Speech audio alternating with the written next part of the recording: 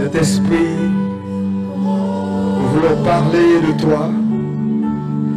Toi qui as la capacité de te révéler. Toi qui as la capacité de fixer dans nos esprits la compréhension des Écritures. La Bible dit, lorsqu'il viendra, il vous révélera. C'est-à-dire, l'onction qui est en vous vous enseignera toutes choses.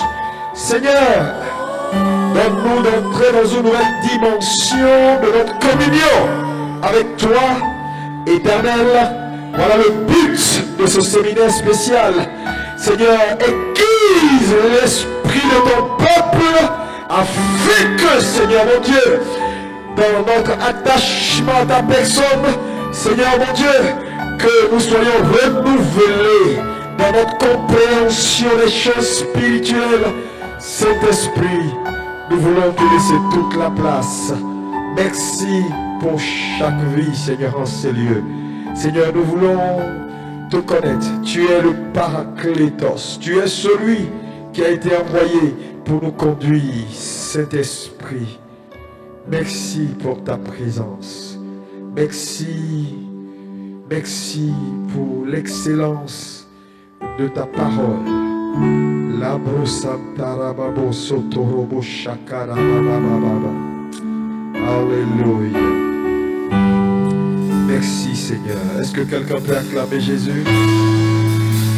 Asseyez-vous dans sa présence glorieuse. Amen. Amen. Salut ton voisin. Dis-lui bienvenue dans la présence du Saint-Esprit. Alléluia. Gloire à Dieu. Merci Seigneur. Nous voulons vraiment remercier le Seigneur pour l'opportunité d'être dans sa présence. Malheureusement, il y a des personnes qui ne trouvent pas le temps de venir à l'église. Je dis bien malheureusement parce que, vous savez, quand Dieu veut renouveler notre attachement à lui et nous conduire, il y a toujours des buts inavoués que le Seigneur a. Et je vais encore insister ce dimanche, si tu es vraiment membre de cette église, si tu es vraiment responsable à n'importe quel niveau, et que ce n'est pas vraiment quelque chose d'important qui t'empêche d'être là, et que tu, malgré tout, à cause de j'ai fait des trucs, je suis fatigué, ou pour les raisons qui n'ont pas de... Parce que Dieu connaît les raisons qui te maintiennent à la maison. Alléluia. Et c'est pas bon. C'est vraiment pas bon parce que c'est ce séminaire spécial qui va nous conduire sur 2 mois. Je considère que c'est essentiel parce qu'il faut reformater tout le monde pour que les gens soient au même niveau. Et donc, nous sommes en train de travailler pour que les choses soient formalisées. Et donc, c'est très, très important. Amen. Amen. Regarde ton voisin, dis voisin, il faut que tu sois là tous les mercredis pour permettre au Saint-Esprit de te former. Amen. Amen. Gloire à Jésus. Nous allons prendre nos Bibles, nous allons faire une première lecture et je vais revenir à vous. La régie, lorsque je vous donnerai le OK, on va aller. Donc, on va lire d'abord Joël 2, verset 28 que vous connaissez. Et après, nous allons revenir à notre texte et nous allons commencer à aller point par point. Joël 2, verset 28. La Bible dit, oui. Après cela, oui. Je répandrai mon esprit sur toute chair. Oui. Vos fils et vos filles prophétiseront. Oui. Vos vieillards auront des songes. Et vos jeunes gens des visions. Et vos jeunes gens des visions. Il dit, après cela, je répandrai de mon esprit sur toute chair.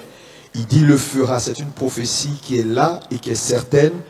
Il dit, vos fils et vos filles prophétiseront, vos vieillards auront des songes et vos jeunes gens des visions. Donc l'importance de la venue de l'Esprit Et Jésus va le redire, il dit, il est avantageux pour vous que je m'en aille pour que l'Esprit vienne. Il est avantageux, il est mieux pour vous, il est meilleur pour vous, il est bénéfique pour vous que moi, Jésus, je ne sois plus là physiquement, mais que je parte et que le Saint-Esprit, le Paraklétos, l'aide, vienne et qu'il soit avec vous. C'est très important. Donc, nous voyons l'importance du Saint-Esprit depuis l'Ancien Testament prophétisé et Jésus qui nous confirme également l'importance du Saint-Esprit. Frères et sœurs, veuillez vous asseoir dans sa présence. Amen. Alléluia. Le mercredi dernier, le prophète donc a introduit. Nous allons aller encore sur des éléments basiques. Parce que pour moi, c'est important de... Souvent, tu as l'impression que les gens savent des choses élémentaires, mais alors qu'ils ne le savent même pas. Donc, c'est important de revenir sur des choses basiques. Parce qu'après, on va creuser, on va avancer un peu plus en eau profonde sur certains aspects importants. Alléluia. Alléluia. Et donc, avant d'aller à mon texte, agir chacun d'entre vous, pour vous dire combien il est important de ne pas se priver de cette personne qu'on appelle le Saint-Esprit. Amen.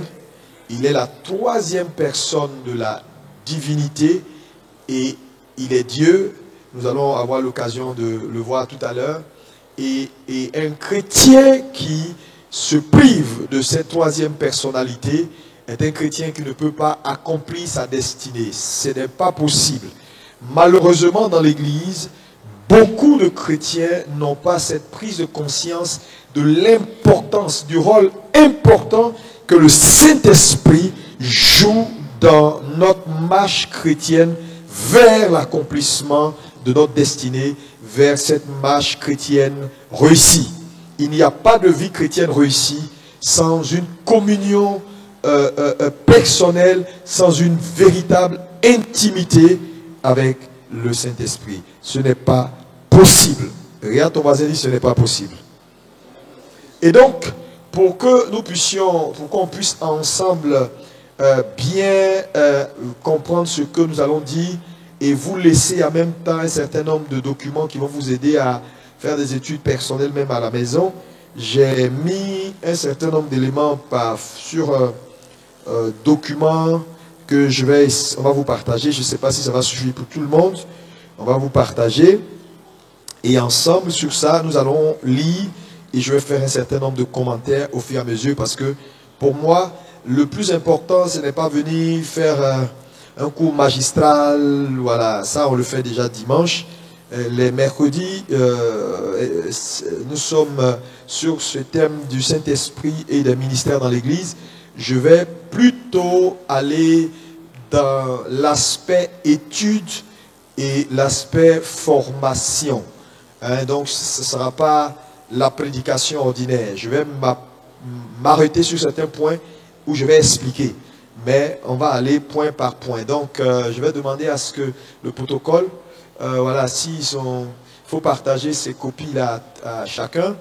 Voilà, voilà. Et puis, on va essayer d'aller point après point. Et j'espère que tout le monde, c'est ma prière pour tout le monde, que tout le monde puisse avoir une copie. Et je pense, est-ce que tout le monde peut avoir une copie? Donnez une copie à maman pasteur et les pasteurs aussi. Les pasteurs, alléluia. Tout le monde a reçu? Pas les enfants. Si quelqu'un a un enfant, les pasteurs, tic, tic, tic, tic, tic, tic, tic, tic, tic, compte la montre. Ça va, il y a les mains levées là, s'il vous plaît. Il faut avancer au milieu là. Je pense que ça va suffire. Ok. C'est bon. Tout le monde a reçu ici. C'est là qui est le challenge.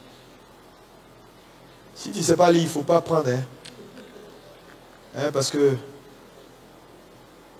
ma soeur, il faut venir là. Là, la majorité, parce qu'il y a ici au milieu là. Voilà, si les retardataires n'ont rien du tout, ça ce sera une bonne chose pour eux. Parce que ça va apprendre aux gens à venir à l'heure à l'église. Ça c'est 1, 2, c'est bon, c'est fini, il y a encore, ok.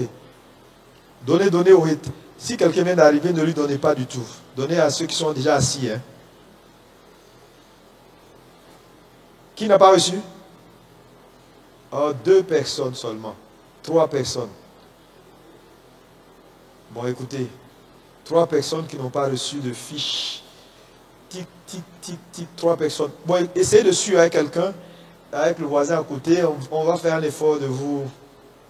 Est-ce qu'il n'y a pas un enfant qui a pris quelque chose au milieu là? S'il y a un enfant ou quelqu'un qui a retourné ça comme ça à l'envers, c'est qu'il ne sait pas lire, arracher ça. Le gars il fait comme si c'est lire, mais tu as l'écriture en bas. Il fait... Alléluia. Ok. On va aller sur ça. C'est long, il y a plein de petits trucs, mais c'est parce que je veux que vous puissiez déjà. Donc c'est des choses qu'il faut prendre, vous devez travailler dessus vous-même. Et puis ça va rester avec vous pour les... Voilà. Parce que c'est des choses qui ont l'air simples, mais qui sont importantes à comprendre. La régie, si vous êtes prêts, on va aller sur les éléments, point par point. Pasteur Ismaël, on va aller sur ça. Et puis on va au fur et à mesure descendre. Amen. Ok, let's go. Qui est le Saint-Esprit? Il faut bien écouter parce que je vais l'arrêter à un moment donné, je vais faire les commentaires, je vais l'arrêter, je vais faire les commentaires sur les points. Le plus important, c'est que tu comprennes. Alléluia, oui. Ne posons pas la question de savoir ce qu'est le Saint-Esprit. Nous demandons plutôt qui est le Saint-Esprit. Parce que le Saint-Esprit est un être, une personne, et qu'il a une personnalité. Le Saint-Esprit, troisième personne de la Trinité, est bien plus qu'une simple force ou une puissance. Ici, je marque une pause pour faire un commentaire. Pourquoi ce premier point? C'est très important parce que beaucoup de gens assimilent le Saint-Esprit à une force. Le Saint-Esprit n'est pas une simple force. Et c'est très important parce que vous allez aller dans des religions ou vous exposer à certaines doctrines parlant du Saint-Esprit, parlant le Saint-Esprit est une force, c'est une puissance. Non, ce n'est pas vrai du tout. Le Saint-Esprit est d'abord une personne qui manifeste la puissance de Dieu ou la force de Dieu, mais il n'est pas une force, il n'est pas une puissance. Alléluia. Il est une personnalité, il est la troisième personnalité de la Trinité. C'est un point qui est essentiel. Pourquoi on a dit, il ne faut pas poser la question pour savoir qu'est-ce que c'est que le Saint-Esprit, parce que le Saint-Esprit n'est pas une chose. Qui est le Saint-Esprit? Il est une personnalité. Est-ce que c'est bon pour tout le monde? C'est un point doctrinal important. Et en tant que chrétien évangélique, ce point-là, vous devez le saisir parce que il y a beaucoup de choses d'enseignement à ce niveau-là qui ne sont pas bibliques. Quand on parle de Saint-Esprit force, Saint-Esprit puissance, on assimile le Saint-Esprit à une force. Alléluia. Où on dit le Saint-Esprit c'est Jésus. On va y revenir dans les détails pour faire le distinguo. Oui, vas-y, continue. La Bible dans son ensemble montre que le Saint-Esprit est une personne divine. Oui. Il possède les attributs qui sont aussi ceux du Père et du Fils. Oui. Les attributs d'une personne. Les attributs qui caractérisent le Saint-Esprit sont ceux d'une personne vivante, ceux d'un individu et non pas ceux d'une simple force. Premièrement, premier attribut, le discernement. Car il a paru bon au Saint-Esprit et à nous, dans Acte 15, verset 18a. Donc, il commence maintenant par citer un certain nombre d'éléments qui justifient, qui justifient ici, les éléments qui justifient que le Saint-Esprit n'est pas une force, mais que c'est une personnalité. Donc, On va vous donner un certain nombre d'éléments qui justifient que c'est une personnalité. Par exemple, il a la capacité de discerner, ainsi de suite. Continue, oui. Deuxième attribut, oui. L'intention. L'intention. Et celui qui sonde les cœurs connaît quelle est la pensée de l'esprit. Dans Romains 8, verset 27. Donc Romains 8, verset 27 nous dit que le Saint-Esprit connaît la pensée. Donc il sonde les cœurs. Donc vous voyez que donc, dans les attributions, on voit qu'il sonde. Il sonde. Une chose ne peut pas sonder. Lui, il peut sonder parce qu'il est une personne. Alléluia. Ok, continue, oui. Troisième attribut, la volonté. Un seul et même esprit opère toutes ces choses, les distribuant à chacun en particulier comme il veut. Dans 1 Corinthiens 12, verset 11. Le mot « comme il veut » veut dire que le Saint-Esprit donc a une volonté. Il a la capacité de le faire comme de ne pas le faire. C'est pour ça qu'on a précisé avec ce verset. Donc, il a de la volonté. Alléluia. Donc, c'est une personne parce que la volonté, c'est une personne qui a de la volonté. Une chose n'a pas de volonté. Oui, vas-y. Selon Hébreux 2, verset 4, oui. Les dons du Saint-Esprit sont donnés selon la volonté de Dieu. Quatrième attribut, la connaissance. Oui. De même, personne ne connaît les choses de Dieu si ce n'est l'Esprit de Dieu. Donc le Saint-Esprit connaît, il connaît certaines choses. C'est quatrième attribution. Oui, vas-y, continuons. Cinquième attribut, oui. Les émotions, c'est-à-dire l'amour, la tristesse, la joie. Je vous exhorte, frères, par notre Seigneur Jésus-Christ et par l'amour de l'Esprit, à combattre avec moi en adressant à Dieu des prières en ma faveur. Dans Romains 15, verset 30. Oui. N'attristez pas le Saint-Esprit de Dieu, par lequel vous avez été scellés pour le jour de la rédemption. Donc on parle il a des émotions dans le sens où on peut l'attrister. Alléluia, on peut attrister le Saint-Esprit. Donc il a une émotion. Une chose n'a pas d'émotion. Ce truc-là, c'est une chose, ça n'a pas d'émotion. Mais le Saint-Esprit a des émotions, on peut l'attrister. C'est une personne. Alléluia. Oui, continue. Et vous-même, oui. Vous avez été mes imitateurs et ceux du Seigneur en recevant la parole au milieu de beaucoup de tribulations, oui. avec la joie du Saint-Esprit. Ces attributs, on parle ici également de la joie du Saint-Esprit. Continue, oui. Ces attributs du Saint-Esprit montrent qu'il est une personne. Qu'il est une personne. Ok, on continue, oui. Les actions d'une personne. Le Saint-Esprit est une personne. Et 2 minutes. Est-ce qu'il y a quelqu'un qui veut comprendre quelque chose ici, qui a une question sur le fait que c'est une personne? On peut passer? Oui. Tu viens d'arriver, mais c'est pas grave. Vas-y.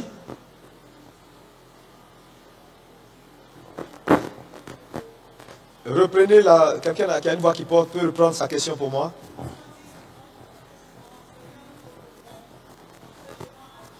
Oui.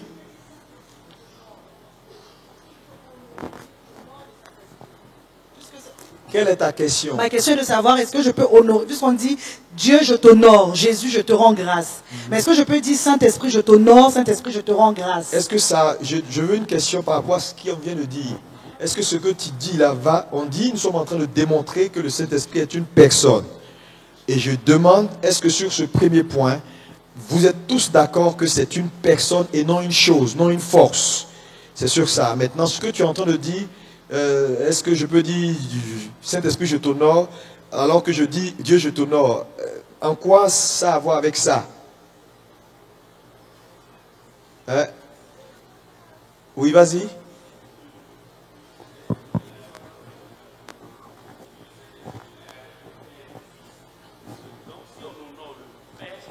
Non, vous ne me comprenez pas. J'ai compris la question.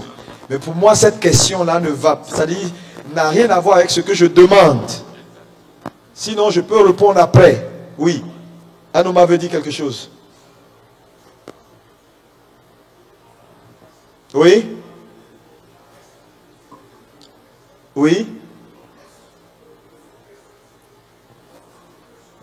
Ah, ça c'est... Tu reformules. Tu reformules. C'est ce que tu veux dire? Est-ce qu'on peut honorer cette personne-là? Donc tu es d'accord que c'est une personne. Maintenant, tu me poses une autre question supplémentaire. Est-ce que je peux honorer cette personne? Naturellement, il faut l'honorer.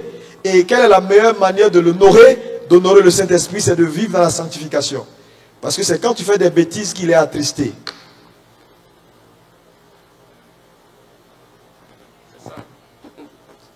Honorer le Saint-Esprit, ce n'est pas Saint-Esprit, vraiment tu es excellent. C'est pas ça. Tu veux honorer le Saint-Esprit, fuis le péché. C'est bon? Ok. Continuons. Le Saint-Esprit est une personne et non simplement une force. Oui. On le constate lorsqu'on voit qu'il fait les choses suivantes. Oui. Il enseigne et rappelle. Il enseigne et rappelle. Continue. Mais le consolateur, l'Esprit Saint, que le Père enverra en mon nom, vous enseignera toutes choses et vous rappellera tout ce que je vous ai dit. Dans Jean 14, verset 26. Oui. Dans Jean 15, verset 26, il rend témoignage. Quand sera venu le consolateur, que je vous enverrai de la part du Père, l'Esprit de vérité qui vient du Père rendra témoignage de moi. Troisième action, il guide dans toute la vérité. Oui. Dans Jean 16, il dit, quand le consolateur sera venu, l'Esprit de vérité, il vous conduira dans toute la vérité. Il vous conduira dans toute la vérité. Ici, lorsqu'il dit vous conduira dans toute la vérité, il vous conduira dans la parole. Dans la vérité n'est pas une idéologie, la vérité est une personne. Et la vérité, c'est Jésus. Jésus dit, il ne vous dira rien qu'il n'aura pas vu en moi. Donc, l'ordre de mission numéro 1 du Saint-Esprit, c'est de nous conduire à connaître Jésus. Jésus est la parole, il est la vérité. Il nous conduira dans toute la vérité. Alléluia. Vous allez comprendre plus tard que lorsqu'on enseigne sur le Saint-Esprit ou qu'on manifeste le Saint-Esprit, on ne peut pas enseigner sur le Saint-Esprit ou manifester le Saint-Esprit en dehors des Écritures. Ça, c'est très important. Tout enseignement sur le Saint-Esprit qui t'éloigne de la connaissance de Christ n'est pas un enseignement sur le Saint-Esprit. C'est-à-dire, tout enseignement sur le Saint-Esprit qui met l'accent sur le Saint-Esprit au détriment de Jésus n'est pas un enseignement sur le Saint-Esprit. Ah, parce que beaucoup de gens sont arrivés à un point où ils ont commencé à aduler le Saint-Esprit et à faire une comparaison donc, entre le Saint-Esprit et Jésus. Donc maintenant Jésus est devenu secondaire, tout c'est le Saint-Esprit, il veut manger du riz, c'est le Saint-Esprit. C'est-à-dire qu'il est dans son monde avec le Saint-Esprit. Ce n'est pas un enseignement bibliquement équilibré. Parce que Jésus dit, il ne vous enseignera rien qu'il n'aura pas vu en moi. Tout ce qu'il vous dira, c'est ce que je lui ai dit. Donc d'abord, il est comme un porte-parole de quelqu'un. C'est Jésus qui lui a donné l'ordre de mission. Ça veut dire, moi je pars, j'envoie quelqu'un pour vous. Tout ce qu'il fera, c'est ce que je vous ai dit. S'il vous dit quelque chose que je ne vous ai pas dit, s'il parle de quelqu'un d'autre que moi, il est hérétique. Ça, c'est un point vraiment important parce que même beaucoup de pasteurs ont glissé dans la quête d'avoir une connaissance pour le Saint-Esprit. Ils ont glissé un tout petit peu et ça a fait que, bon, on a l'impression qu'on peut traiter avec le Saint-Esprit en dehors de Jésus. On peut traiter avec le Saint-Esprit même quand tu parles pas trop du Saint-Esprit, que tu parles de Jésus. Les gens disent, mais pourquoi ça? Mais c'est le Saint-Esprit, Saint-Esprit, Saint-Esprit. Donc ça fait spirituel, ce n'est pas toujours vrai. Il faut regarder à l'ordre de mission que le Seigneur a donné au Saint-Esprit. C'est très important, ce point-là, d'être équilibré sur ce point. Il vous conduira dans toute la vérité. Oui, continue. Quatrième action, oui. il parle. Car il ne parlera pas de lui-même. Oui, il ne parlera pas de lui-même. Donc si tu es quelqu'un qui est un adepte du Saint-Esprit, tu vas voir que même dans les enseignements, dans les révélations qu'il te donnera, il ne parlera pas de lui-même. Parce que ce n'est pas son ordre de mission de se révéler. Il est venu juste pour révéler quelqu'un. Et ça, beaucoup même de pasteurs ne saisissent pas cette vérité-là. Ils vont faire, c'est pourquoi, quand vous allez voir que malheureusement, ou bien heureusement, on va parler du Saint-Esprit, vous allez voir que au plus on va parler du Saint-Esprit, plus ça va nous rapprocher de Jésus, de sa parole, de Jésus, de sa parole. Parce qu'en réalité, tout ce qu'il va nous révéler, alléluia, il ne parlera pas de lui-même, mais il parlera de Jésus. Oui, continue. Cinquième action, il entend. Oui. Dans Jean 16, verset 13, la Bible dit, mais il dira tout ce qu'il aura entendu. Il dira tout ce qu'il aura entendu de qui? De Jésus. Jésus dit tout ce que je lui dirai, c'est ce qu'il a entendu qu'il vous dira. Donc quand le Saint-Esprit te parle, te conduit, alléluia, tu peux aller pour savoir que l'Esprit qui te conduit est véritablement l'Esprit de Dieu. Il faut que tu saches ce que Jésus a dit. Quelles sont ses intentions, quels sont ses points de repère. Parce que c'est ce qu'il a entendu qu'il va te dire.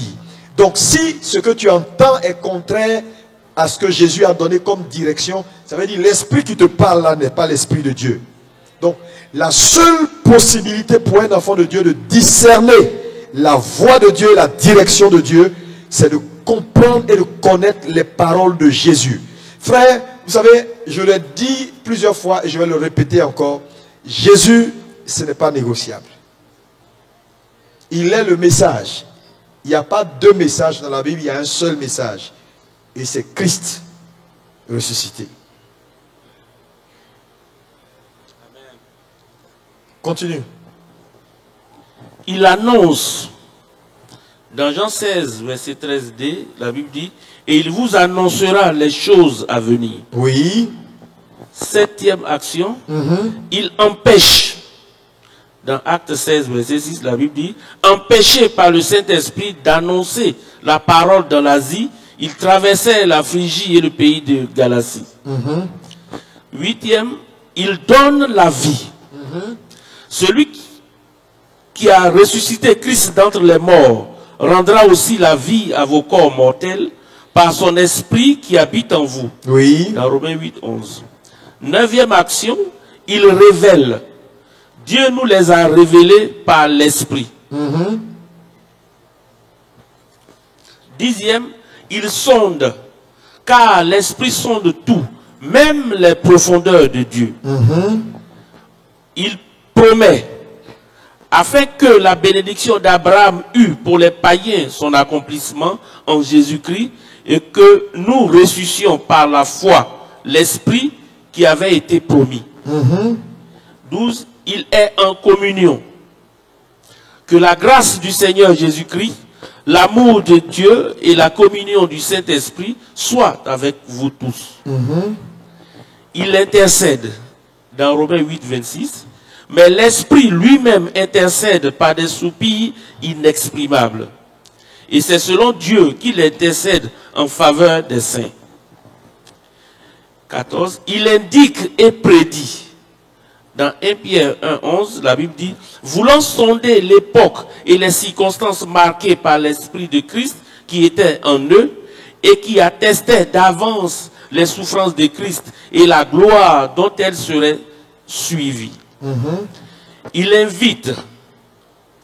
L'Esprit et l'épouse disent, viens. Dans Apocalypse 22.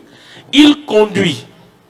Jésus, rempli du Saint-Esprit, revint du Jourdain et il fut conduit par l'Esprit dans le désert, dans Luc 4, verset 1. Car tous ceux qui sont conduits par l'Esprit de Dieu sont fils de Dieu.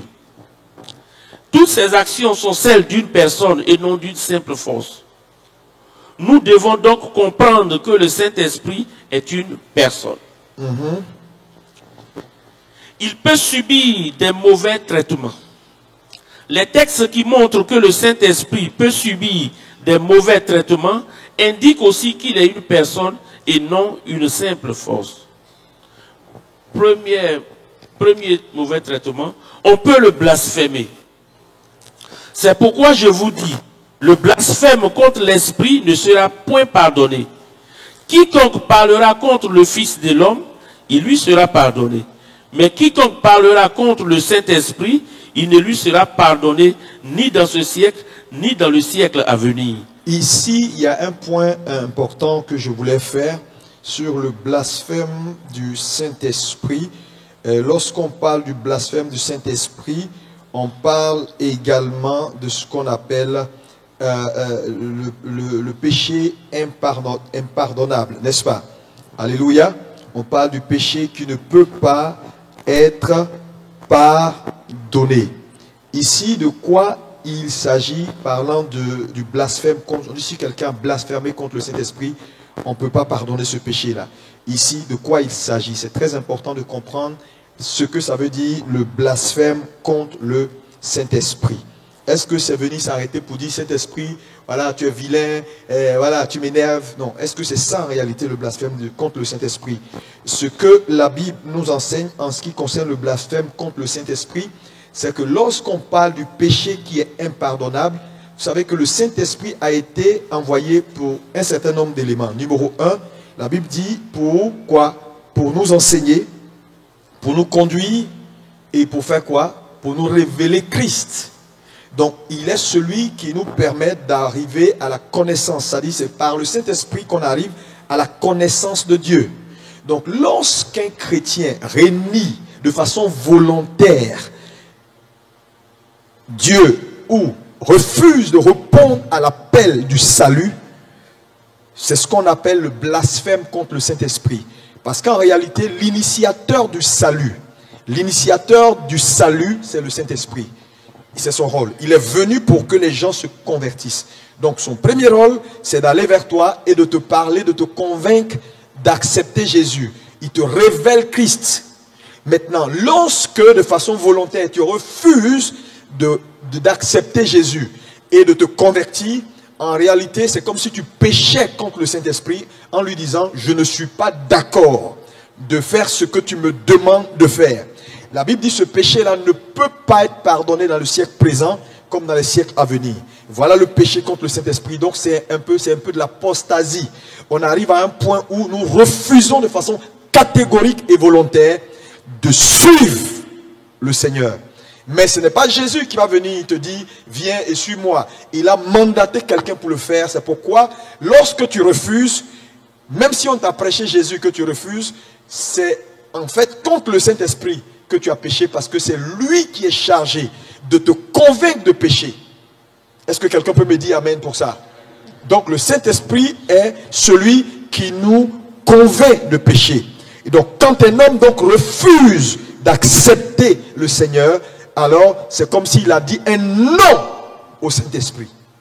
Et ce non-là, c'est un blasphème contre lui. Sinon, tu peux commencer à raconter ta vie, c'est pas grave. Il y a des gens qui ont insulté Dieu et puis ils se sont reconvertis. Mais c'est un refus volontaire d'accepter Jésus. On ne peut rien faire pour un tel homme. Sinon, il n'y a pas un seul péché que Dieu ne peut pas pardonner. Mais c'est le seul péché que Dieu ne peut pas pardonner. Quand quelqu'un dit, je ne veux pas, de Jésus, ce péché-là, on ne peut pas pardonner. Dans les siècles présents comme à venir. Mais si tu veux tuer quelqu'un, mens quelqu'un, frappe quelqu'un, dis Jésus, tu m'énerves, dis tout ce que tu veux, on peut te pardonner. Je ne sais pas si on comprend, quelqu'un comprend ce que je suis en train de dire. Alléluia. Ça peut aller? C'est un point à comprendre, hein, c'est vraiment important. Continue, pasteur. On peut lui mentir. Oui. Dans Acte 5, Pierre lui dit, Ananias, pourquoi Satan a-t-il rempli ton cœur au point que tu mentes au Saint-Esprit? Troisième mauvais traitement, on peut s'opposer à lui. Dans Acte 7, homme au cou raide, incirconcis de cœur et d'oreille, vous vous opposez toujours au Saint-Esprit. Ce que vos pères ont été, vous l'êtes aussi. On peut l'attrister. N'attristez pas le Saint-Esprit de Dieu, par lequel vous avez été scellés pour le jour de la rédemption. Il peut être profané et outragé. Wow. Et qui aura outragé l'esprit de la grâce? Dans Hébreux 10. Il peut être éteint. N'éteignez pas l'esprit. Quand on parle d'éteindre ici, ça dit ne le faites pas partir. Parce qu'à un moment donné, si tu refuses de l'écouter, il peut finir par te quitter. Donc tu arrives à un point où tu es complètement dans la séduction. C'est-à-dire, c'est les personnes qui arrivent à un point dans leur vie où ils pêchent maintenant, ils n'ont plus de problème de conscience. Parce que le Saint-Esprit est toujours là, comme une voix qui murmure toujours à nos oreilles, pour dire, ce n'est pas bien ce que tu as fait, et qui met dans ton cœur un sentiment de péché. Il convainc de péché, qui nous dit, ah, tu as mal fait, ah non, j'ai fumé, je ne me sens pas bien, ah non, j'ai cherché la femme de quelqu'un, je ne me sens pas bien. Mais quand tu peux arriver à le faire, et tu n'as plus de problème de conscience, ça veut dire que le Saint-Esprit est en train de te quitter. C'est-à-dire sa voix n'est plus audible dans tes oreilles. C'est un état qui n'est pas bon, c'est un état qui est très dangereux. Donc si tu es là dans l'église, et tu es là, tu m'écoutes maintenant, tu as un certain nombre de péchés sur lesquels tu n'entends plus la voix de Dieu, ça veut dire que Dieu, le Saint-Esprit a parlé fatigué sur ce point-là, il ne parle plus. Et quand il se tait sur un point, mon ami, c'est fini pour toi. Là, je veux te dire, c'est complètement fini pour toi. C'est pourquoi il est important de chérir cette voix qui nous parle et qui nous donne la possibilité d'avoir de l'amertume quand on a mal fait, d'avoir de l'amertume ou de la tristesse quand on n'a pas bien fait. Alléluia. C'est un bon sentiment. Ça veut dire que Dieu est encore là. Parce que je t'assure, si ce sentiment est parti, c'est fini pour toi. C'est fini complètement pour toi. Donc il est là, il nous convainc. C'est lui qui est là pour nous convaincre de péché, de jugement. Alléluia. C'est lui qui nous apporte Christ. Donc, lorsque nous ne sommes pas encore convertis, son rôle, c'est cela. Il convainc l'homme de péché, la justice de Christ et le jugement. Vous pouvez prendre par exemple Jean 16, verset 8 à 17. Tu trouveras ces trois choses-là dedans.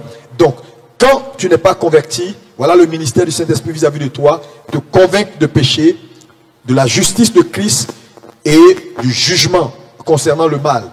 Et de là, lorsque tu acceptes maintenant de donner ta vie à Jésus, c'est toujours lui qui fait un travail pour faire quoi? Pour opérer en toi la nouvelle naissance. Donc, il fait ce qu'on appelle le travail de la nouvelle naissance. Il va te sceller. Donc, quand tu es né de nouveau, il passe à la deuxième étape, c'est te sceller. C'est-à-dire, c'est comme s'il t'attache par un sceau, il t'attache à Christ. Et maintenant, par toi, il rend témoignage à ton esprit. Donc voilà les trois choses qu'il fait quand tu es né de nouveau. Alléluia. Il opère le salut, il va te sceller et il rend témoignage à ton esprit. Maintenant, quand tu es né de nouveau maintenant, après ta nouvelle naissance, ta marche maintenant chrétienne, voilà ce qu'il fait. Il vient maintenant résider en toi et il te donne la sensibilité en ce qui concerne l'amour de Dieu et il te révèle les vérités spirituelles. Il te transforme par une vie de sanctification. Il te dirige dans ta marche chrétienne et il fait de toi témoin. Alléluia. Ça, c'est après le salut. Donc, il y a des choses spécifiques que le Saint-Esprit fait. Mais quand cette voix quitte ta vie, ça veut dire que sur ce point-là, le Saint-Esprit n'argumente plus avec toi et tu es en danger. Continue, pasteur. Il possède sa propre existence. Oui. Nous comprenons que le Saint-Esprit est une personne en voyant qu'il est mentionné aux côtés du Père et du Fils et qu'il partage la même nature, le même caractère qu'eux. Nous observons en outre qu'il possède une existence qui lui est propre et distincte. Il descendit sur Jésus lors de son baptême dans Jean 1,33. Le Fils sortit de l'eau du baptême. L'Esprit descendit sur lui et le Père parla depuis les cieux. Ici, c'est un point important. Je vais mettre quelques minutes là-dessus pour vous expliquer un peu. Il est en train de nous faire la démonstration. Ici, on voit par exemple dans ce texte la démonstration de ce que le Saint-Esprit est une personne, mais il est une personne à part entière. Il n'est pas une personne rattachée, il est une personne à part entière de la divinité. Donc, il nous montre ici, nous voyons ici que le Saint-Esprit est Dieu. Dieu à côté du Père, Dieu à côté du Fils. Alléluia. Cette notion est importante. Donc, vous voyez que dans ce passage, nous voyons ici que dans ce passage de Jean 1, verset 33, le Fils sortit de l'eau du baptême. L'Esprit descendit sur lui et le Père parla du ciel. Nous avons ici la manifestation des trois personnalités de façon distincte. C'est-à-dire Jésus vient, Jésus est le Fils, il est là. Il entre dans les eaux du baptême. Quand il est baptisé, une voix se fait entendre du ciel ce n'est pas lui qui parle, et le Saint-Esprit descend sous forme de colombe sur lui. Nous avons 3 manifestations qui sont distinctes. Donc la notion de le Père, le Fils et le Saint-Esprit sont distincts est un enseignement biblique fondamental. Si vous ratez ce point-là, vous tombez dans l'hérésie. Parce que plusieurs personnes enseignent que le Père est le Fils est le Saint-Esprit est Jésus, le Saint-Esprit est le Père. Alléluia. Alors que la Bible nous marque de façon claire le fait qu'ils sont tous les 3 Dieu, mais distincts. Le mot distinct est important. Ils sont Dieu, distincts et un. Maintenant, le problème de plusieurs personnes, c'est au niveau de ils sont un. Comment on peut dire ils sont un et puis ils sont distincts? Ça fatigue l'esprit de beaucoup de gens. Maintenant, comment je peux vous expliquer cela? Si je veux prendre un élément pour vous permettre de comprendre, je vais prendre par exemple H2O. H2O, c'est de l'eau, c'est-à-dire c'est la molécule d'eau. C'est-à-dire quand on veut écrire l'eau, la molécule c'est H2O. Hydrogène 2 fois et puis oxygène. Vous comprenez? Donc H2O, ça fait eau. Donc l'eau est une matière. Vous comprenez? Maintenant, l'eau en tant que matière est une matière que Dieu a créée, qui est uniforme, qui est unique, qui est l'eau, c'est l'eau. L'eau n'a pas de couleur, l'eau est l'eau. Donc l'eau a une nature. Maintenant, cette eau, si je la mets sous forme gazeuse, par exemple, je commence à bouillir cette eau, d'ici 1 heure, cette eau-là peut devenir du gaz. Vous n'allez pas voir l'eau là. L'eau là va devenir gaz dans la salle. Vrai ou faux? C'est-à-dire elle va s'évaporer. Elle devient du gaz. Cette même eau, je peux la mettre dans un congélateur, elle devient un solide, c'est-à-dire des glaçons. Maintenant, si je mets en votre présence le gaz, je mets l'eau liquide et je mets les glaçons, les 3 sont eau. Le gaz est de l'eau, le liquide est de l'eau, le solide glaçon est de l'eau, mais c'est 3 états distincts. Le gaz n'est pas l'eau, l'eau n'est pas le solide.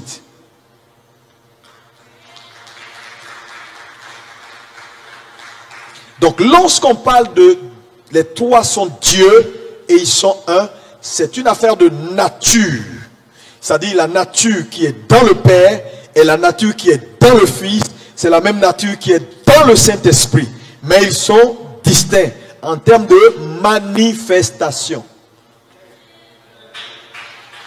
Alléluia. C'est important. Alléluia. Quelqu'un a compris un peu? Juste parce qu'il faut trouver quelque chose pour permettre à notre intellect humain de saisir ce qui est divin. Et ce n'est pas toujours évident, mais c'est un point doctrinal important. Dieu est un, manifesté en 3 personnes. Et pendant qu'on continue, on va arriver encore sur des éléments qui vont nous conforter dans le fait que le Saint-Esprit est Dieu. Oui, continue, oui. Si quelqu'un parle mal de Jésus, il peut être pardonné.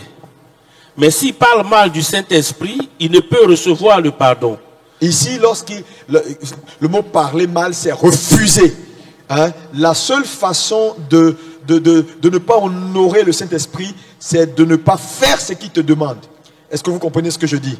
C'est-à-dire, il te demande d'accepter Jésus. Je suis là pour que tu acceptes Jésus. Accepte-le, tu dis non, tu l'as déshonoré, tu lui as mal parlé, tu lui as dit non. Est-ce que vous comprenez? Mais ce n'est pas parler mal en termes de oh, tu m'énerves. Alléluia. Est-ce que tu comprends ça un peu? C'est-à-dire, c'est refuser sa mission. Le refus de sa mission, c'est-à-dire, je refuse ta mission. C'est terminé. On ne peut plus rien faire pour toi. Mais sinon, si moi-même tu m'insultes en tant que personne.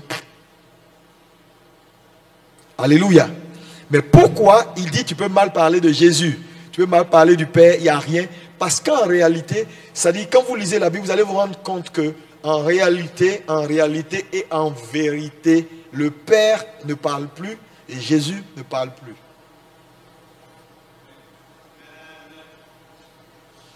Celui qui est le porte-parole officiel, c'est le Saint-Esprit. C'est pourquoi c'est à lui seul que tu peux avoir affaire. Est-ce que quelqu'un comprend? Ok, continue, pasteur. Mais comment peut-on parler mal de l'un sans parler mal de l'autre, s'ils sont la même personne? En enseignant de la sorte, Jésus montrait qu'il comprenait la distinction des personnes composant la divinité. Oui.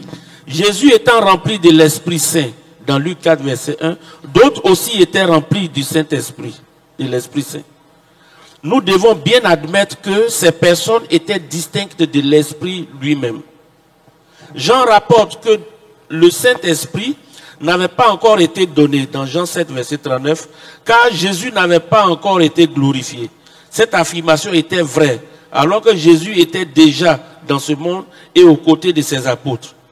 Puisque le Saint-Esprit n'avait pas encore été donné, cela signifie qu'il était une personne distincte de Jésus. Jésus annonça à ses apôtres qu'il leur enverrait un autre consolateur, le Saint-Esprit, dans Jean 14, verset 26. Le mot consolateur ici, c'est le mot parakletos, une aide. Une aide. Le parakletos est notre aide. Le Saint-Esprit vient pour nous aider. Oui, continue. Comment Jésus pouvait-il envoyer un autre consolateur s'il était lui-même ce consolateur? De même, comment le Saint-Esprit pouvait-il être un autre consolateur s'il était une seule et même personne avec Jésus? En fait, ici, on continue de chercher à vous expliquer l'importance de ce qu'on vient de dire. Ils sont des personnalités distinctes. C'est-à-dire, il dit, je vous emmènerai un autre consolateur. La notion d'autre consolateur veut dire simplement que je suis venu moi-même, je suis un consolateur dans une certaine forme pour accomplir l'œuvre du salut, mais quelqu'un d'autre viendra pour continuer le travail et il est avantageux pour vous que je m'en aille pour qu'il vienne. Donc ça, c'est un point également important. Donc on continue d'expliquer l'importance d'accepter. C'est important pour ta foi que tu comprennes que le Saint-Esprit est différent. C'est un consolateur qui est différent de Jésus en termes de personnalité dans leur manifestation. Oui. Jésus avait dit qu'il enverrait le Saint-Esprit qu'après son départ. Il avait dit en outre que l'Esprit ne parlerait pas de lui-même, mais qu'il annoncerait ce qu'il entendrait de la part de Jésus. Oui. L'enseignement du Nouveau Testament atteste que Jésus et le Saint-Esprit sont deux personnes célestes et distinctes. Oui. Il est divin. Le Saint-Esprit est l'égal du Père et du Fils. Il a le même statut qu'eux. Ceux qui croient doivent recevoir le baptême au nom du Père, du Fils et du Saint-Esprit. Ici, c'est un point important selon Matthieu 28, verset 19, parce que dans la pratique doctrinale, il y a beaucoup d'hérésies également à ce niveau, en ce qui concerne le baptême au nom de Jésus. C'est-à-dire, certaines personnes ont été baptisées au nom de Jésus. Pourquoi? Parce que dans la Bible, vous allez voir que plusieurs fois, vous allez lire, quand vous lisez les actes des apôtres, vous allez voir que après que Jésus a dit, allez baptisez-les au nom du Père et du Fils et du Saint-Esprit, les apôtres, plus tard, lorsque Jésus est monté au ciel, quand ils sont allés baptiser, ce qui a été écrit, c'est « et on les baptisa au nom de Jésus ». Mais en réalité, beaucoup de pasteurs se sont arrêtés sur ça pour dire « ah, les apôtres ont baptisé au nom de Jésus ». Mais en réalité, il y avait un problème auquel les apôtres ont fait face tout de suite quand Jésus est monté au ciel. Et ça, c'est important que vous puissiez le comprendre. La problématique en Israël, c'était que Jésus se disait sauveur. Il est juif et il dit il est le sauveur, alors que les juifs attendaient un autre sauveur. Parce que pour eux, on connaît ton père, c'est Joseph. Tu es le fils de Joseph le charpentier, on connaît ta mère, on connaît tes frères et sœurs. Comment tu viens nous dire que tu es le sauveur? Donc le problème des juifs, c'était comment accepter que ce frère juif-là soit le sauveur. C'était ça le vrai problème des juifs. Voilà pourquoi il est allé vers les siens ne l'ont pas reconnu. Parce qu'ils avaient un problème pour accepter cela. Donc lorsque Jésus est monté au ciel, les disciples faisaient toujours face à ce même problème-là. Comment c'est-à-dire faire passer le message de Jésus pour que les gens croient en Jésus. Parce que c'est la foi en Jésus qui donne le salut. Donc, comme les Juifs, leur problème c'était Jésus. Donc, quand un Juif acceptait de donner sa vie à Jésus, croyait le message de l'évangile, alors, qu'est-ce que les disciples faisaient? Ils venaient et ils baptisaient ce Juif-là au nom. Nous te baptisons au nom de Jésus. Mais au nom de Jésus, en fait, ce qu'il disait aux Juifs, c'est que sur les paroles que Jésus nous a données, nous te baptisons. Donc, en fait, il liait ces paroles-là. Il ne disait pas simplement, on te baptise au nom du Père, du Fils et du Saint-Esprit, parce que le point focal de leur problème, c'était Jésus. Donc, ils ont ressorti le fait que nous allons te baptiser sur les paroles de ce Jésus que vous avez refusé, que toi maintenant tu as décidé d'accepter là. Quelles sont ces paroles-là au nom du Père, du Fils, du Saint-Esprit? Ça dit quoi? Avant d'amener les gens d'abord dans l'eau au nom du Père, du Fils et du Saint-Esprit, il fallait d'abord préciser que ce sont les paroles de Jésus. Pour ne pas que le Juif qui se baptise ait l'impression que sa foi est une autre foi, parce que leur problème était Jésus. Donc, en réalité, donc, dans la transcription, les gens ont mis simplement, nous vous baptisons au nom de Jésus. Mais, dans les textes hébreux, comment on appelle ça, grec, c'est mis, nous vous baptisons sur les paroles de Jésus. Nous vous baptisons sur les paroles de Jésus. Sur les paroles de Jésus. Sur les paroles de Jésus, c'est différent de au nom de Jésus.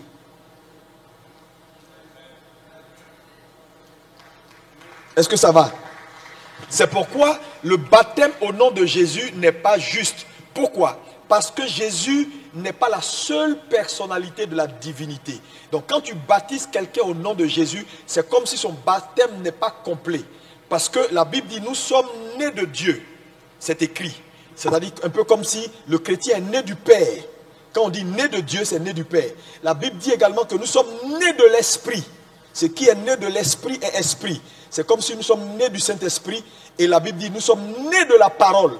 C'est comme nous sommes nés du Fils. Donc en réalité, le chrétien est né 3 fois. Né du Père, né de la parole et né de l'Esprit. Donc on ne peut pas te dire simplement tu es né de la parole, et né du Père, et né de l'Esprit. 3 personnes distinctes. Est-ce que ça va? C'est pourquoi on vous baptise au nom du Père. Je suis né du Père. Au nom du Fils, je suis né de l'Esprit. Au nom du Fils, je suis né de la parole. Et au nom du Saint-Esprit, je suis né de l'Esprit.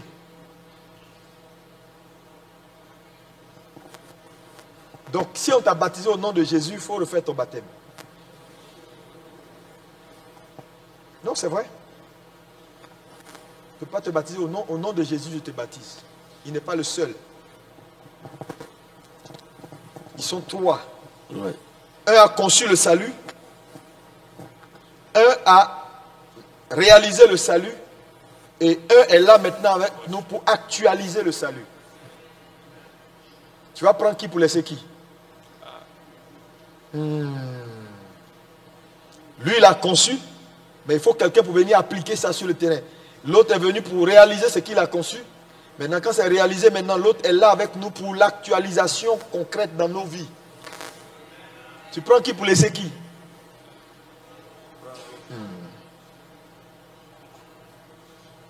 C'est pourquoi notre foi est trinitaire. Continue. Les dons spirituels sont accordés par l'Esprit, par Dieu. Oui. Le Père, dans 1 Corinthiens 8, verset 6. Et par le Seigneur Jésus, dans 1 Corinthiens 8, verset 6. Ces dons sont accordés comme le veut l'Esprit, dans 1 Corinthiens, chapitre 12, verset 11. Paul mentionne les 3 et leur accorde un même statut en 2 Corinthiens 13, 13. Que la grâce du Seigneur Jésus, Christ, l'amour de Dieu et la communion, ou la communion du Saint-Esprit soient avec vous tous. Regardez, donc, quand vous voyez 2 Corinthiens 13, 13, ici, 2 Corinthiens 13, 13 traduit encore la même pensée. Il dit que la grâce du Seigneur Jésus-Christ. Donc, tu as besoin du Seigneur Jésus-Christ pour avoir la grâce. Ensuite, il dit l'amour de Dieu. Tu as besoin du Père pour avoir l'amour. Et ensuite, la communion du Saint-Esprit soit avec vous. Donc les trois là, la combinaison de leurs actions là, que ce soit avec toi. Continue. Le Nouveau Testament dans son ensemble met en évidence la distinction des personnes du Père, du Fils et du Saint-Esprit, ces êtres célestes de même nature, unis et bienveillants envers l'humanité. Oui. Maintenant, qui est le Saint-Esprit? L'Esprit Saint est doté de qualités qui sont l'apanage de la divinité. Mentionnons 5 attributs qu'il partage avec le Père et le Fils. C'est très important ici, ces 5 attributs-là. Ces 5 attributs-là, en fait, je vais vous expliquer quand il va finir de lire, je vais vous expliquer. Vas-y, oui. Le premier attribut, c'est l'existence éternelle. L'existence éternelle, ça dit ils sont éternels, oui. Voici des textes bibliques qui attestent l'existence éternelle. Premièrement, du Saint-Esprit.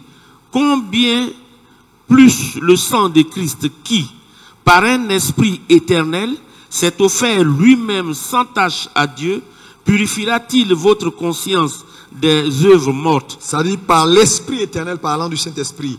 Jésus s'est offert par l'Esprit éternel parlant du Saint-Esprit. Donc le Saint-Esprit est éternel.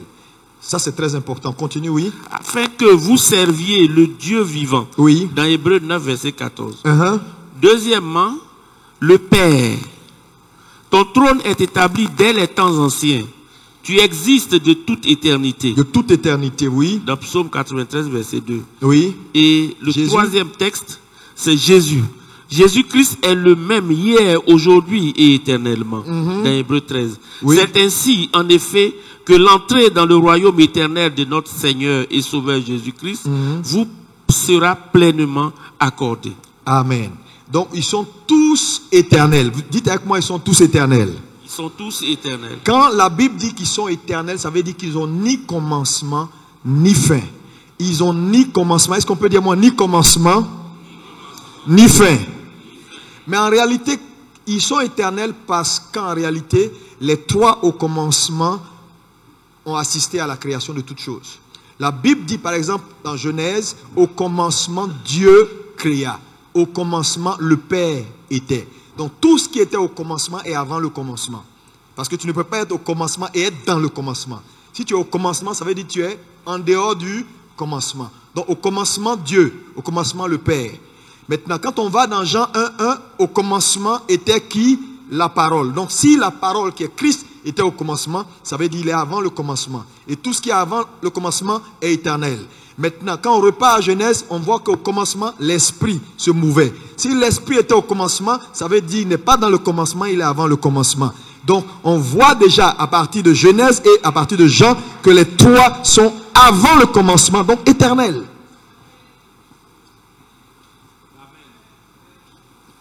Alléluia. Amen. Donc quand Dieu dit faisons l'homme à notre image, Dieu ne parle pas à la cour céleste, il parle à la divinité, c'est-à-dire lui, le Saint-Esprit et la parole.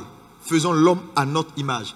Tu vois, comme s'il parlait à plusieurs personnes. C'est parce que le mot Elohim, Ohim, c'est Dieu. El veut dire pluriel, les dieux. Au commencement, vous lisez Genèse, au commencement, Elohim créa les cieux et la terre. Au commencement, au commencement, les dieux créa le ciel et la terre.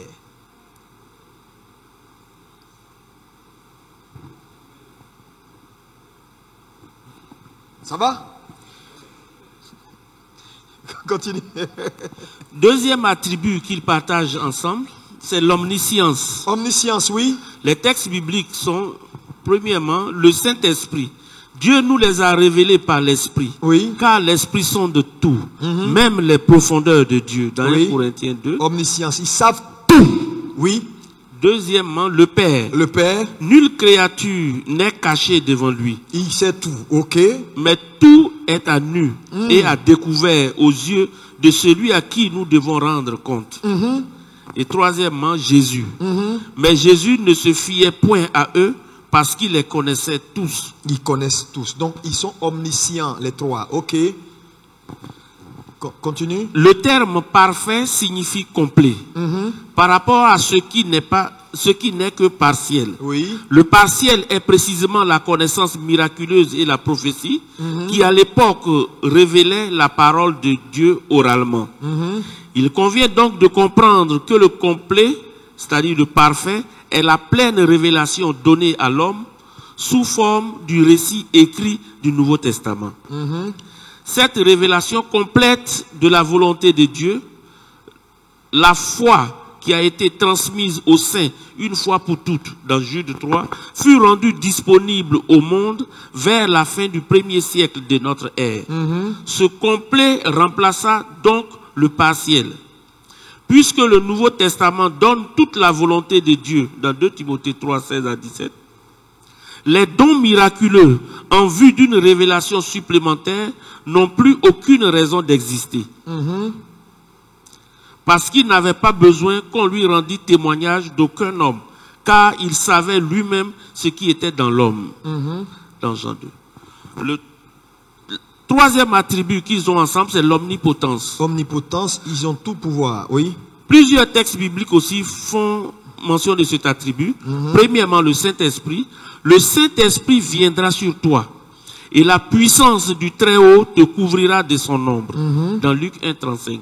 Jésus, revêtu de la puissance de l'Esprit, retourna en Galilée et sa renommée se répandit dans tout le pays d'alentour. Dans Luc 4, 14. Oui. Mais vous recevrez une puissance, le Saint-Esprit survenant sur vous. Dans Acte 1, 8. Et deuxièmement, c'est Dieu. Car rien n'est impossible à Dieu. Dans Luc 1, 37. Et troisièmement, Jésus. Tout pouvoir m'a été donné dans le ciel et sur la terre. Ils sont tous omnipotents. Oui, omniprésents. Omniprésence. Je souligne que Satan n'est pas omniprésent. Alléluia, Satan n'est pas omniprésent. Satan ne peut pas être ici avec nous et en même temps, Washington en même temps. Non, non, non, non. Il a des démons qui le représentent un peu partout, mais il n'est pas omniprésent. C'est pourquoi il y a des choses, par exemple, si tu n'as pas dit à haute voix, Satan ne peut pas savoir. Il n'est pas omniprésent, il n'est pas omniscient. Continue. Le Saint-Esprit, premièrement. Où irais-je loin de ton esprit, dans le psaume? Deuxièmement, le Père. Mais quoi? Dieu habiterait-il véritablement sur la terre? Voici les cieux, et les cieux des cieux ne peuvent te contenir. Wow, ok. Dans 1 Roi 8, 27. Quelqu'un se tiendra-t-il dans un lieu caché, sans que je le voie, dit l'Éternel. Et troisièmement, Jésus. Et voici, je suis avec vous tous les jours jusqu'à la fin du monde. Ça veut dire je suis présent à partout. Oui, vas-y. Ils ont ensemble la puissance créatrice. Les textes bibliques décrivent chaque personne de la divinité comme capable de créer. Le Saint-Esprit, l'Esprit de Dieu se mouvait au-dessus des eaux dans Genèse 1, 2. Deuxièmement, le Père, il a créé la terre par sa puissance. Il a fondé le monde par sa sagesse. Il a étendu les cieux par son intelligence. Dans Jérémie 51, 15. Et troisièmement, Jésus. Car en lui ont été créées toutes les choses qui sont dans les cieux et sur la terre. Les visibles comme les invisibles. Trône, dignité, domination, autorité. Tout a été créé par lui et pour lui. En conclusion, le Saint-Esprit est décrit en des termes qui ne peuvent s'appliquer qu'à la divinité. À partir de ces termes, nous pouvons conclure que le Saint-Esprit partage la nature divine aux côtés du Père, du Fils, qu'il est un avec le Père et le Fils, mais aussi qu'il est distinct de chacun d'eux. Il est une personne importante, centrale de la Bible. Amen. On va s'arrêter là. Le reste, là, c'est juste des répétitions. Est-ce qu'on peut acclamer le Seigneur?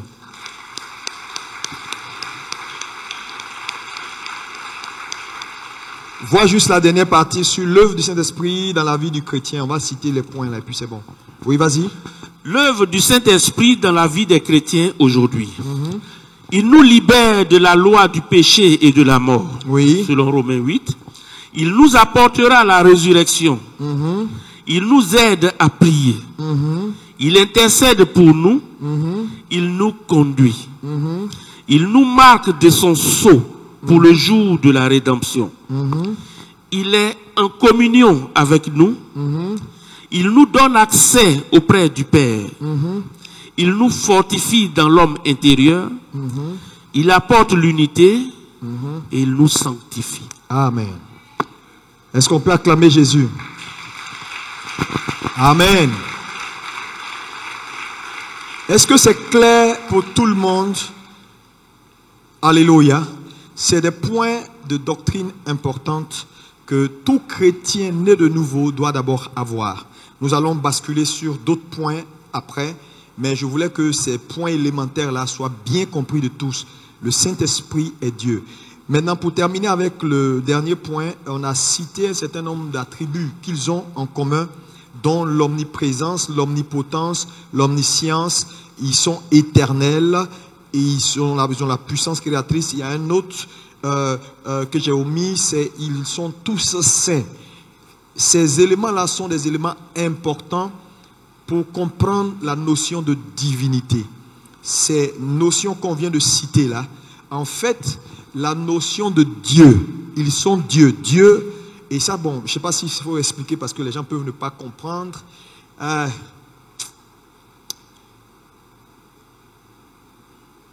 Qu'est-ce que ça veut dire Dieu? C'est ce que je vais t'expliquer. Dieu, c'est quoi? Quand on dit que quelque chose est Dieu, Dieu avec grand D. Pour être Dieu avec grand D, il faut numéro 1, être éternel. 2, il faut être omniscient. 3, il faut être omniprésent. 4, il faut être omnipotent. Ensuite, il faut avoir toute puissance créatrice et il faut être saint. Mais il se fait que dans tout l'univers, tu ne trouveras pas quelqu'un qui a tous ces 6-là, si ce n'est le Père, le Fils et le Saint-Esprit. C'est pourquoi c'est seulement les 3 qui sont Dieu.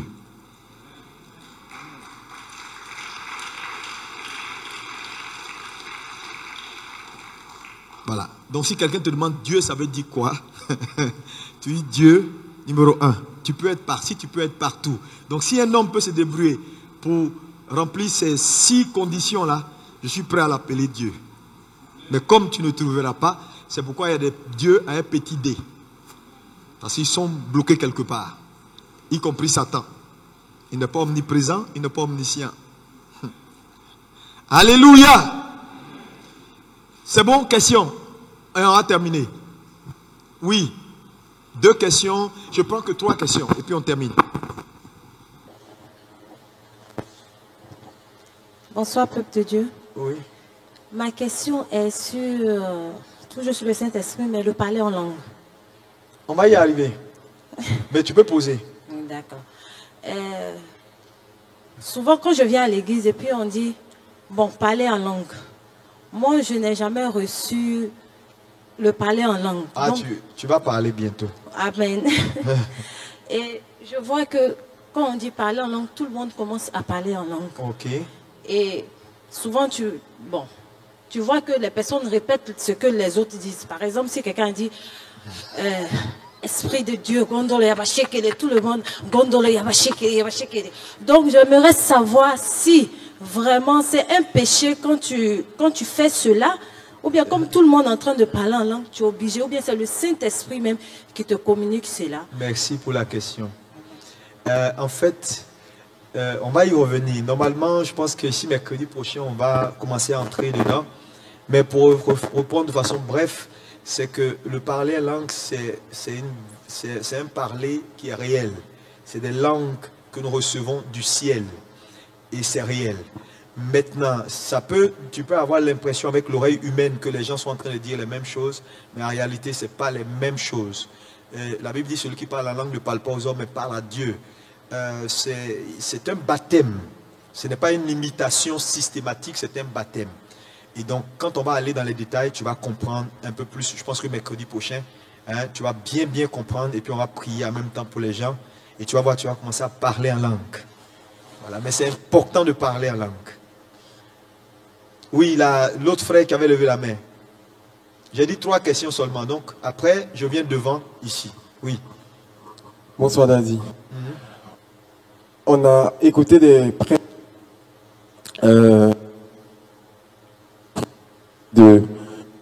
mais soit le Fils ou soit le Saint-Esprit. À travers ce que vous venez de dire, est-ce qu'on peut dire que divinités sont de force égale? Parce qu'on a dit vous avez dit tout à Est-ce l'heure que les divinités sont de force égale? les trois, je veux dire le Père, le Fils et le Saint-Esprit, Oui. est-ce qu'ils sont de force égale? Je ne comprends pas. Est-ce qu'ils sont de force égale? On a dit que le Saint-Esprit était une force. Moi, j'ai dit ça. C'est une personne. On a dit qu'il manifestait aussi la force. Il a des attributs. Oui. Voilà. Quand on a du Fils, on a, disons, du Saint-Esprit, est-ce que tous les qu'on a... Il faut prendre l'autre micro là. Et puis va vite, va droit au but. Je veux dire, est-ce qu'ils sont de force égales à travers tout ce qu'ils ont cité, tout ce qu'on a vu sur l'écran? Est-ce qu'ils ont la même force? La même force, la même capacité, la même... Ah, je comprends ta question. Voilà. Ah, ok. Parce qu'on a écouté des prédications où on nous dit c'est le Père qui est supérieur, c'est voilà qui on doit prier, voilà qui on doit prier. Voilà. On va y arriver. La première chose qu'il faut que tu saches, c'est qu'il n'y a personne qui est supérieur parmi les trois. C'est une question de rôle. Dans cette église, je ne suis pas supérieur à vous. C'est une question de rôle et de responsabilité qui me met au devant de vous pour vous conduire. Mais aussi petit que tu es aussi important. Si les frères qui balaient l'église ne balaient pas, moi je suis quoi? Si le frère qui donne son argent, vous voyez que, ça veut dire que, donc il n'y a pas de, je ne suis pas supérieur à vous. C'est une question de rôle et de fonction. Moi, je joue mon rôle. Peut-être mon rôle et ma fonction me mettent devant pour conduire. Mais le frère qui est derrière également est aussi important dans le plan de Dieu. Donc, il n'y a pas d'importance. En termes d'importance, le Père est supérieur. Non. Le Père a conçu la création. Le Fils est venu pour l'accomplir en termes de mourir pour que cela soit. C'est-à-dire, et le Saint-Esprit est là aujourd'hui pour que chaque chrétien entre dans la manifestation de sa bénédiction. Il est un peu comme celui qui veille sur le testament pour que le testament soit appliqué. Vous comprenez? Donc je veux dire, il n'y a pas maintenant en termes de force. Quand tu parles de force, c'est un peu comme tu vois, chacun joue son rôle. Le Père, il a fait la création. Mais quand il a dit que la lumière soit, le Père a dit la parole. Il a fallu que Jésus soit d'accord pour qu'on le prononce. Maintenant, quand on l'a prononcé, il a fallu que le Saint-Esprit soit d'accord pour agir sur la parole pour qu'il y ait création. Donc, chacun avait son boulot. Mais le fait que le Père qui a conçu et qui a dit, tu pourras me demander, est-ce que le Saint-Esprit peut concevoir et dire, hein, lui il agit sur la parole du Père éventuellement. Il a agi sur la parole du Père pour qu'il y ait création. Ce que je veux dire simplement, c'est qu'ils ont la même nature. Donc, étant donné qu'ils ont la même nature, ils ont les mêmes capacités. Mais le fait qu'on ait les mêmes capacités, nos fonctions ne nous permettent pas forcément de faire les mêmes choses. Le directeur général d'une banque peut avoir un PhD. Le directeur commercial peut avoir un PhD. L'un des... je sais pas, même un employé peut avoir un PhD. Mais à cause des rôles de chacun, ils ne font pas les mêmes choses. Mais ce n'est pas parce qu'ils ne peuvent pas faire, mais chacun dans son rôle pour que le travail puisse avancer à la chaîne. Est-ce que tu comprends un peu ce que je dis? Voilà. Donc ils ont la même capacité parce qu'ils ont la même nature, mais à cause de leur fonction et de leur rôle, chacun joue son rôle. Jésus ne va pas venir faire ce que le Saint-Esprit fait. Le Père ne va pas venir faire ce que le Fils fait. Ils sont fidèles, ils sont toujours à leur poste. Donc tu peux être toujours sûr, quand il faut déployer la puissance, celui qui est chargé de le faire sera là. Quand il faut actualiser ou faire un salut, celui qui doit le faire sera là. Quand il faut faire concevoir, celui qui doit le faire sera là. Ce n'est pas une affaire de... Tu comprends? Voilà. Merci. Oui, dernière question. Merci Dadji.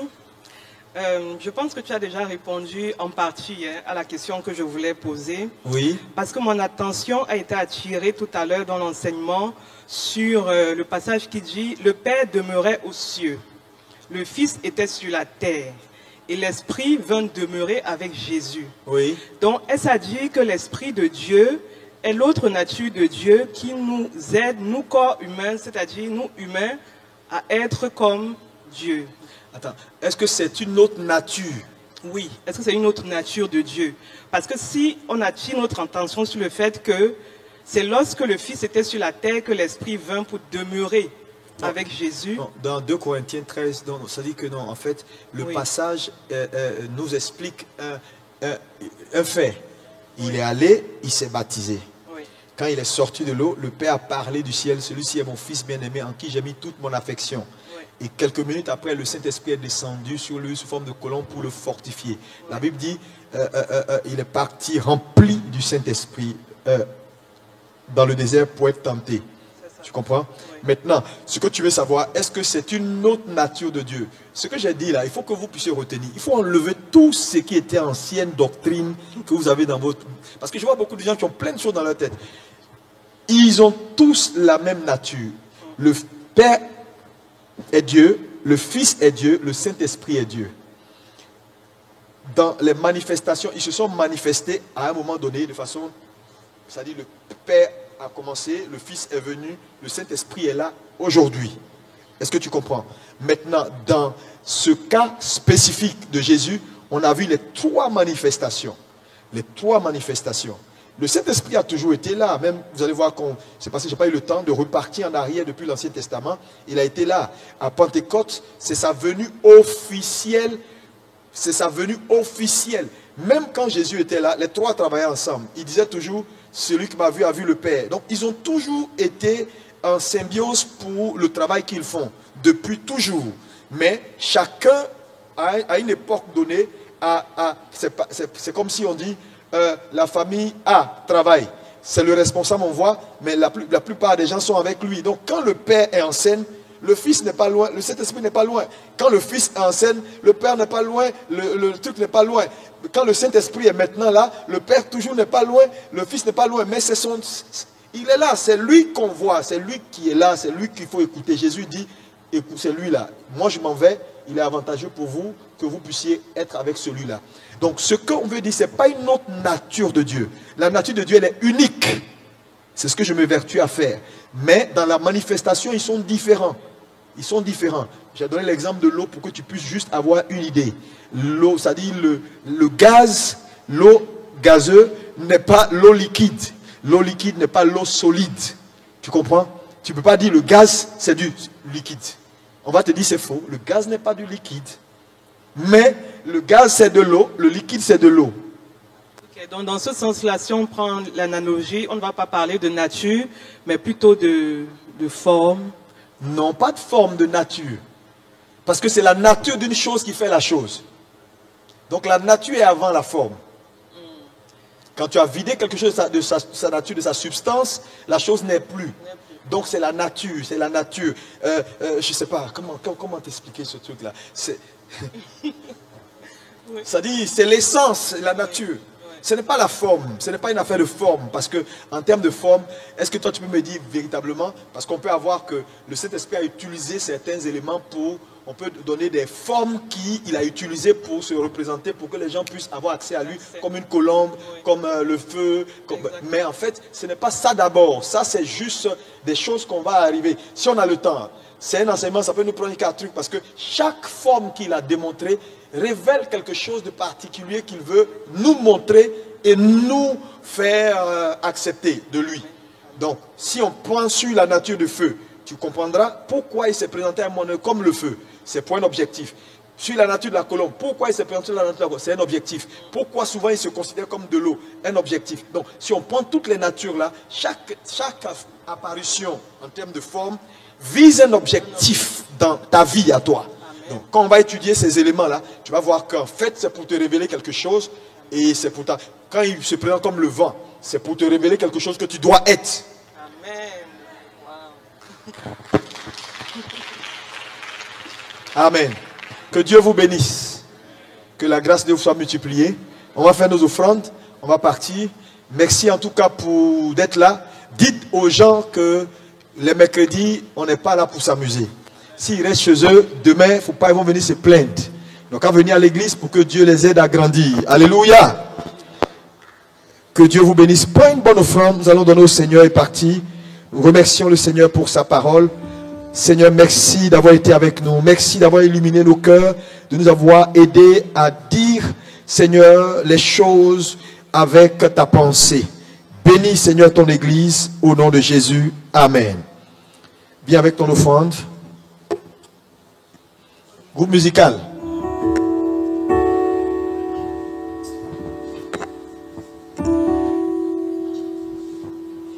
Mercredi prochain, on va toucher un peu les différents aspects de sa manifestation et puis le baptême dans le Saint-Esprit éventuellement. Alléluia.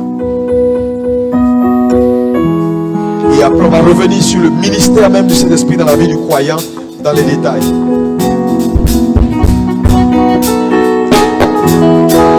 Et après, maman pasteur va venir et le prophète aussi va continuer. C'est long.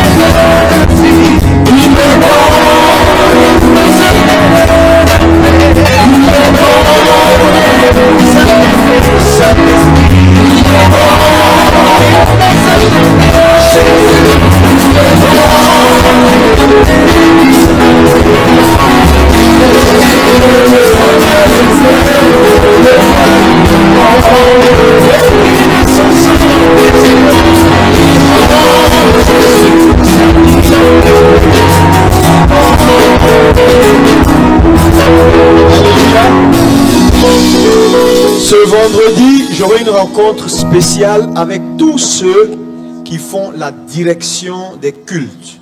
Si tu diriges dans l'église ou tu aspires à la direction, il y a des frères qui doivent être là. Tous les pasteurs, vous devez être là. Je vais donner un enseignement et puis après l'enseignement, je vais discuter avec vous. Donc, si tu es pasteur, tu diriges ou tu veux et tu penses que tu as le potentiel de te tenir ici pour conduire la prière. Voilà, donc ce vendredi c'est à 18h, non, c'est ça? 18h, à 18h30 on va commencer la réunion. Donc toi, il faut que tu sois là, en rouge. Il faut que tu sois là. Il y a 2 ou 3 personnes que je voulais qu'ils soient là. Je ne vois pas l'autre. Donc il faut, maintenant si Dieu t'a mis à cœur, tu peux venir, il n'y a pas de souci. Que tu penses que tu as le potentiel de pouvoir conduire, il n'y a pas de problème, on va avoir cette réunion ensemble. Amen. On va se lever pour terminer. Donc n'oubliez pas, dimanche, c'est notre culte. Nous avons le premier culte à 7h30, le deuxième à 10h. Il faut venir avec vos invités. Cette année, nous sommes toujours dans l'expansion et il faut qu'on puisse se multiplier. Dis à ton voisin, tu dois te multiplier cette année. Dis-lui ça, dis-lui ça. Et donc, à partir de ce dimanche, je vais lancer un concept. Ce dimanche spécialement, on va lancer quelque chose. C'est que ce dimanche, nous allons, le dernier dimanche du mois de février, on va avoir un culte spécial. Un culte spécial, mais c'est à partir de ce dimanche on va travailler sur ça. C'est-à-dire le culte du dernier dimanche du mois, on va faire des récompenses. Des récompenses et je vais demander à tout, que ce soit au premier culte comme au deuxième culte, à chaque fidèle de se débrouiller entre maintenant et le dernier dimanche pour revenir avec ses 5 invités. Donc celui qui a 5 invités a 5 cadeaux. Non, je ne suis pas en train de plaisanter. Donc on va faire le lancement officiel dès ce dimanche. Et donc ce dimanche, le dernier dimanche là, non, tu te débrouilles, il te faut 5 personnes. C'est-à-dire si tu n'arrives pas ici avec 5 personnes le dernier dimanche du mois là, où on va faire cette célébration là, c'est que tu as échoué le mois. Non, tu as échoué le mois. Tu as échoué le mois. Et tous ceux qui vont le faire, nous allons les récompenser de la part du Seigneur. On va le faire. Et maintenant, tous les derniers dimanches, ce sera notre action systématique. Amen. Est-ce que c'est bon? Est-ce que tu crois que tu peux gagner 5 personnes, inviter 5 personnes le dernier dimanche? Tu penses ça? Non, si c'est impossible, c'est que Jésus-Christ n'est pas Seigneur. C'est que le Saint-Esprit n'est pas venu. Lui qui convainc, ce n'est pas toi qui convainc, c'est lui qui convainc. Dis-moi Amen. Alléluia. Nous allons lever les mains, prier le Seigneur. Seigneur, merci d'avoir été avec nous. Merci pour ta fidélité. Nous voulons simplement te dire merci parce que tu aimes ton Église, tu aimes ton peuple et tu nous bâtis pour être, oui Seigneur, une armée efficace pour ces temps de la fin. Merci pour la vie de chacun, raccompagne chacun et que toute la gloire revienne à Jésus. Amen. Allez, bonne soirée, que Dieu vous bénisse et à dimanche.